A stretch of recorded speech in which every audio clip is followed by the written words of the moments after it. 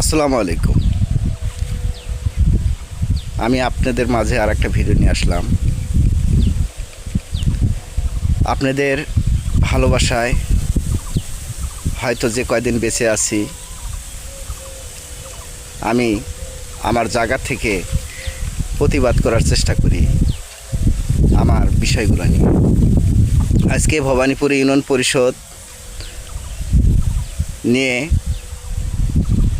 এর আগেও কিছু ভিডিও আমি ছাড়ছিলাম। গ্রাম একটা দেশের শিকড়। এই গ্রাম থেকেই সমাজ থেকেই কয়েকটি গ্রাম নিয়ে একটা ইউনিয়ন পরিষদ গঠিত হয়। ইউনিয়ন পরিষদের যিনি চেয়ারম্যান নির্বাচিত হন, উনি গ্রাম্য আদালতের ম্যাজিস্ট্রেট। যে নিউ মডেল ইউনিয়ন পরিষদগুলো দেওয়া হয়েছে, সেখানে কাঠগড়া আছে, বিচারক থাকবে, সালিশ হবে। সমাজের গ্রামের ঘটনা সুনির্দিষ্ট সাক্ষী প্রমাণের মাধ্যমেই এখানে বিচারগুলো হবে। এখানে অতি নরম মানুষও এখানে সেটেল না, যেমন মানায় না।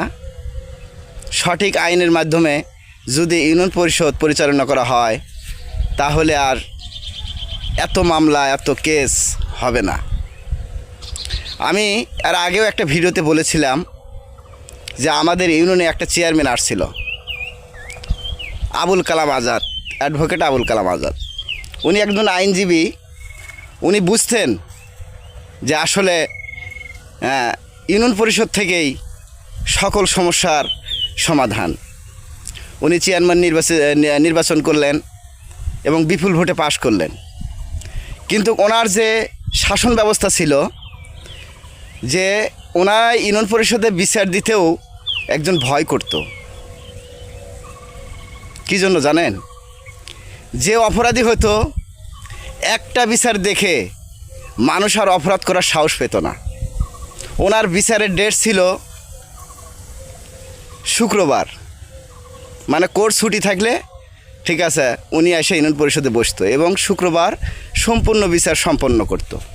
তো আমরা তখন বেশি বড় না, কিন্তু দেখার সৌভাগ্য হয়েছে ওনার বিচারগুলোর। তে আসলে ইউনিয়ন পরিষদ থেকেই সকল সমস্যাগুলো সৃষ্টি হয়। আমি একজন